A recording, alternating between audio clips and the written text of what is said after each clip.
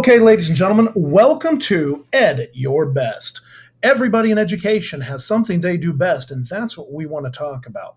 So today, I am here with Dustin Fink. Hello.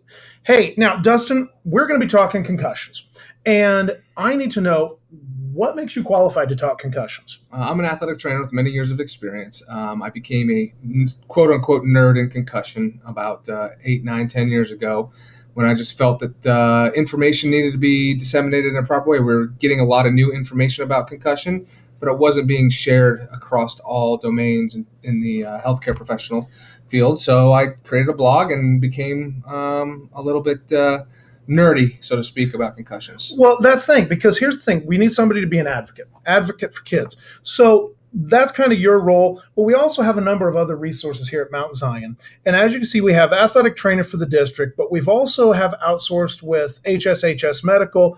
Dr. Scott Bailey, he still works with us, correct? Correct. He's our medical director, and he's also on the concussion oversight team. All right. Now, concussion oversight team is very important. Who's currently on the concussion oversight team? It's high school and junior high, intermediate teachers and coaches, as well as school nurse and administrators.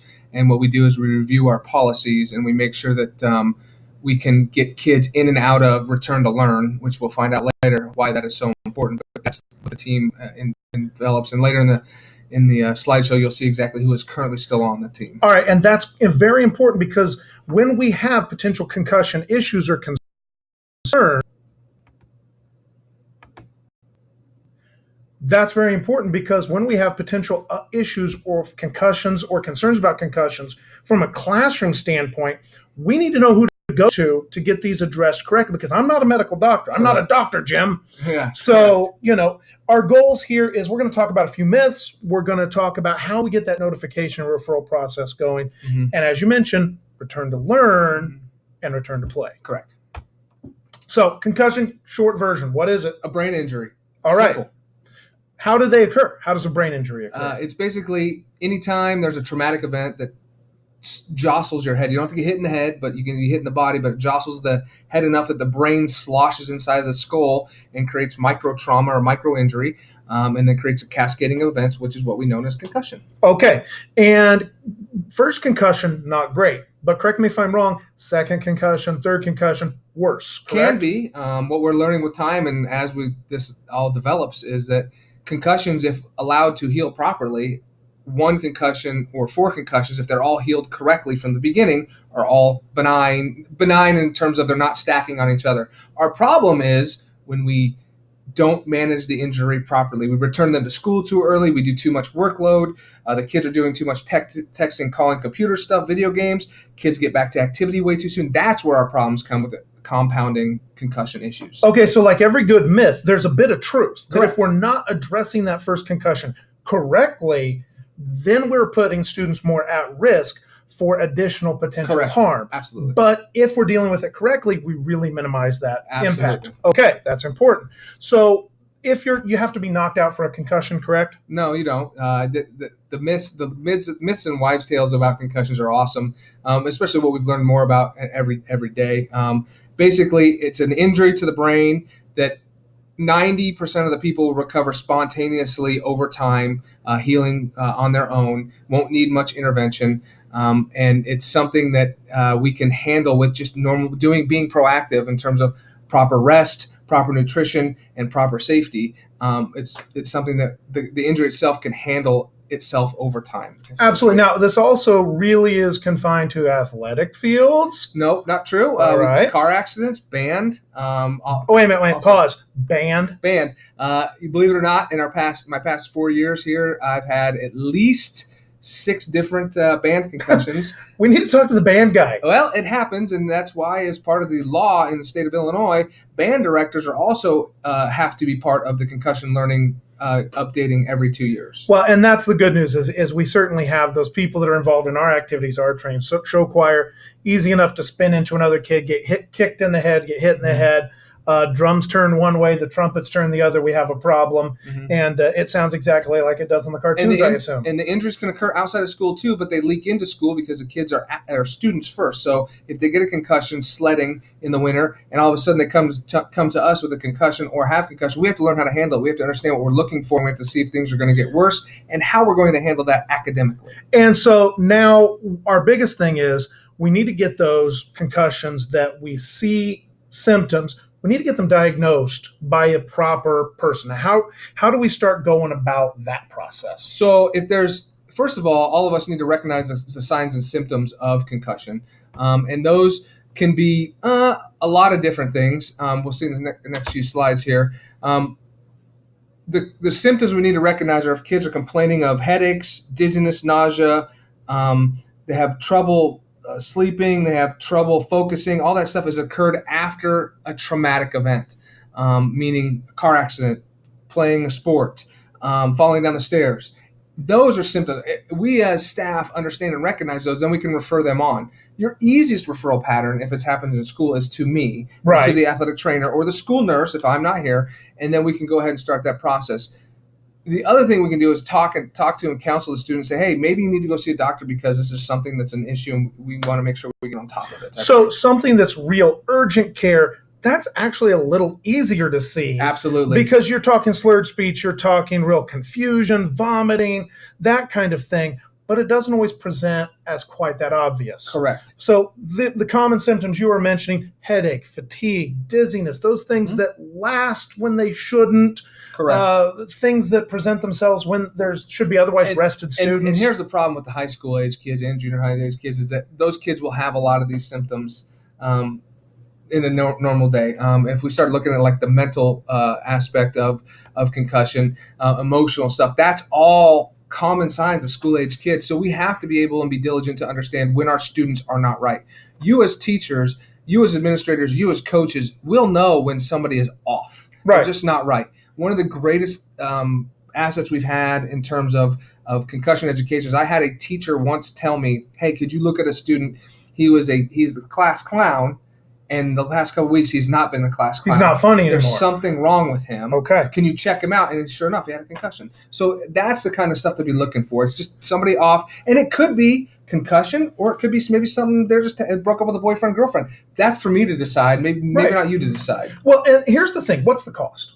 What's Nothing. the cost of sending a kid, hey, man, I'm going to give you a pass 10 minutes early out of my class. Go down and see Fink. I don't know. You don't seem right. Or, do you need to see Fink? Do you need to see a counselor? Mm-hmm. They could potentially choose, like, man, I don't feel good. I'll go see Fink. Okay, great. And if it comes down to you and it does turn out to be boyfriend-girlfriend issue, then you know where to send them Absolutely. next. But the reality is somebody has shown care for that kid. Mm-hmm. Somebody has noticed that kid. Mm-hmm. 9 times out of 10, all it really takes is us for noticing them, and now we can get them in the right spot. This boils back to all about the concussion, the issue we talk about proper management. Most of the 10% of the injury that take a lot of extra work are ones that slip through the cracks. Right. And if we have enough layers where people are just trying to keep an eye on things, we won't let those slip through the cracks anymore. Maybe we won't have that 10%. Maybe it'll be 100% that spontaneously recover on their own. So then let's talk about the correct way to plan for recovery from concussion. So things to avoid. You definitely don't want to be doing anything that's going to be actively stimulating your brain. Okay. So if that includes video games, includes excessive texting, maybe too much work on the Chromebook, maybe you have to dial that back a little bit. We're learning, though, with more and more research, because this is still in its infant stage, I'll call it toddler stage now, that you can do little things in chunks of time. So instead, it used to be even as recent as 3 or 4 years ago, we used to say, don't go to school, don't do any homework, just basically isolate yourself and let the symptoms go away. We've learned that actually that creates more problems because of depression, anxiety, all sorts of stuff like that. So the emotional impact. Correct. So now we want to get them to school as soon as possible. We want to make sure we limit activities to stuff that is not exacerbating symptoms. Okay. So if they can come to your keyboarding class and keyboard without a headache going beyond, it's a 3 when they walk into the class, 3 out of 10, and it's a 3 out of 10 in the middle of the class, it's 3 out of 10 in the end of class, we're okay with that. Right. If they get into keyboarding class, it's a 3 out of 10 when they arrive, and it's a 5 out of 10 all of a sudden midway through class, we probably need to stop. Well, and when we're talking return to learn, that's an important key element, because if I can see a kid even just a little bit every other day, Mm-hmm. that kid is going to be way more ready to come back Mm-hmm. than if I haven't seen that kid for 5 days. Right. We also learned that by taking kids out of class and just totally restricting them on stuff, that the makeup effort Yes. was so difficult that became a problem too. So Okay. we're learning in recovery, as we're talking about recovery here, the best way to recover is to do stuff obviously under a medical direction. So Right. that'd be the school nurse, myself, a doctor, but it needs to be in doses. We're even learning, some new research just came out just very recently in the past couple weeks, that physical activity as early as 24 hours after the injury is not as bad for you as we once thought. And especially if it's not a physical activity that is going to lead to additional injury. Correct. So, like walking. Yeah, get the heart going. Right, or not being away from your team, not being away from the band, Yeah. going out and walking. Maybe not hearing the music in your ear, but maybe out walking with your band members. Maybe Yeah. that's something we've learned that's going to help along. But that's All right. basically, we just want to limit things and titrate would be your titrate down to what is tolerable to the person. Okay.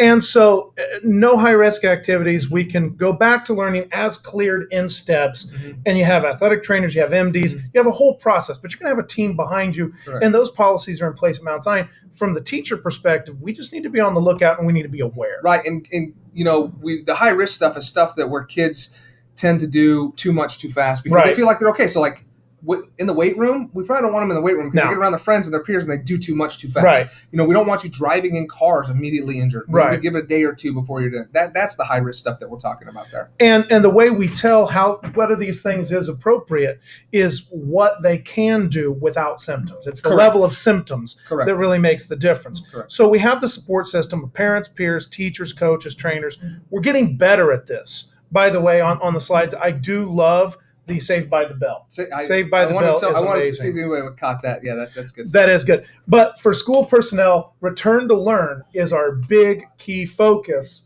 of this. And what we're looking at is we want to be cognizant, we want to be aware, and we want to move it down the correct path. Correct. So different in academic inputs is be sensible. Absolutely. Use common sense. And here's the thing, with the return to learn, we're not asking you guys to be doctors and tell you what you can and can't do. But as we talked about earlier, it's you know your students, you know what they're capable of, you Right. know what they can and can't do. And maybe on Tuesday they were able to do everything you asked them. Then, but Wednesday they can't. You're gonna have to go up and down, back and forth, and do what you know. It has to be. It's up to you to make the decision. What we don't want to do is throw people in the 504s and everything else like that all the that's time. it. Oh, and here's the thing. How about gaming the system? Kids game the system. That's what well, they're just going to take advantage of this. Right. No, it's of course in anything we do, there's going to be somebody Yeah. that's going to game the system. But that's the job of administrators to then figure out who is and who isn't. The concussion That's it. oversight team can look at that. We can get involved with the doctor and say, hey, doc, we really think this athlete or this student is doing something beyond what should be happening. Then that's a medical decision. Right. What we don't want extra work for the teachers. Yeah. We're not trying to add extra things for Right. you to do. We're just asking you, hey, let's use common sense. Yeah. If you came to me and you had rolled your ankle on vacation, my common sense is going to say, hey, don't go run 3 miles on it, right? Safe. It's going to be dial it back a little Right. bit, right? I'm asking you to do the same in your classrooms, which is, hey, this kid has had a brain injury. I don't think he needs to read 14 chapters and have 3 quizzes tomorrow. And I think on the flip side of that, as the classroom teacher, who chooses when the due dates are? I do. Mhm. Who chooses what has to be done by Tuesday? I do. Who chooses what means that student gets that? What modality is used for that education? I do. So from my perspective, I have a lot of choices on how that student can accomplish whatever learning task it is, whatever learning goal it is. I just need to be flexible. Right. Just like that kid has to adapt their pattern of activity so they can get back return to learn, return to play. Just like the athletic coaches and the staff say, well, I need him in practice. Well, you can't have him in Right. practice for a while. I'm sorry, Right. because we have this here. As a classroom teacher, look, we just got to work together and be Absolutely. flexible with this. And it can get frustrating, especially around like exam time, final exam, semester exam time, where now all of a sudden we're delaying stuff, and now you have grades that are due, and you can't. But I get all that. We all get all Mhm. that. But we all have the frustrations. But this is something that doesn't occur every single day. This is something. This is an injury that occurs in roughly 10% of all injuries that occur in sports Right. during the school year. 10% of them will be concussions, and you're talking about basically 10% of our athletes throughout the school year. You're looking at 14 to 15 tops, and of those, maybe one or two might roll into a very stressful time of the year. Right. So we're just asking for patience and common sense. We're not asking for extra workload on you. That's what we don't want to do. Well, and here's the other thing, and I think I can safely say this, that if as a teacher I have a confusion about the return to learn plan or the return to play plan, your door's open. Absolutely. The email's available. Always. And that's what we're really just looking for is keep your eyes open, good communication, Correct. and can we all be just a little flexible? Absolutely. Now, if I have something that I do see a student that's concerned about, oversight team, who do I go to? You find the person that's in your building, go to them first, and if they can't solve it or they can't quick resource, it'll probably end up in my lap, which is fine. Absolutely. But this is a state law. Every school district has to have a concussion oversight team and has to have concussion policies that include both return to learn and return to play. Absolutely. So when we're talking follow-up, we're talking prolonged recovery, but you're saying the time isn't as fixed. It varies based on symptoms. Correct. And, the way the policy is structured here and what we do at the hospital we're looking at 8-day minimum back to play. Yes. Return to learn can be a lot quicker. Right. But a lot of that stuff has to do with communication and whatnot between the parents and between the concussion oversight team, between the teachers. A lot of times what you're going to see from me is you're going to see an email from actually the nurse via me for athletes that are out for a short period of time until we get a doctor's note about what's going Right. on. And so that we're just asking for patience and work through there. And you can always email back and we'll get stuff taken care of. And that is amazing. And because the thing is, yes, we're here for athletics. Yes, we're here for band and the arts, etc. We're here to learn. Correct. We're here to learn. But at the same time, teachers, we gotta be cognizant. We gotta work with these students so that they can get back into our classroom effectively as quickly as possible. I think one of the big things for years until recently was the teachers would get frustrated because athletes, when they're concussed or hurt, the emphasis was for them to get back to the sport and act. And I think that's changed, and the state law has changed, and that takes a lot of advocacy from people like me and other people across the nation saying they're student athletes, meaning they have to be students first. And that's why our return to learn or our return to play progression, you cannot start return to play until you clear return to learn. So if you can't execute the classroom, you can't get back to school. So let's take that myth and let's put a fork in it. Let's put a tombstone on it. We're here about the learning first. They got to clear that before they can return to play. And return to play is my job. Return to learn is the teacher's job. Absolutely. And we do that together. I'm not trying to be a teacher, but I can sure help and guide you along the way. Absolutely. Well, obviously, I'm going to put in the doobly-doo, if you don't mind, the resources that are available here and the PowerPoint. We can share that out with people because, again, we want to get the message out, and it's about communication. It's about teamwork. Now, if you have any questions, if you're here locally, obviously they can contact you, but there are so many resources available. Yes. Good resources from local athletic trainers so that if you're not necessarily at the district we're at, but you're hearing this, you're getting this information somewhere else, see your athletic trainer, see your athletic director. And if you're not getting the right answers, find somebody till you do. Absolutely. And it's always a question away. And if you need something, I'm always available for sure. Email is wide open. I'm pretty easy when it comes to that. Absolutely. Well, hey, I appreciate it, Dustin. Thank you so much for sitting down with me. And hopefully we can work this whole thing as a team because kids are important. Absolutely. And they're students first. That's it. Absolutely. Thank you very much. All right. Thanks, man. That was good. I liked it. As long as they all got recorded, we should be rocking and rolling.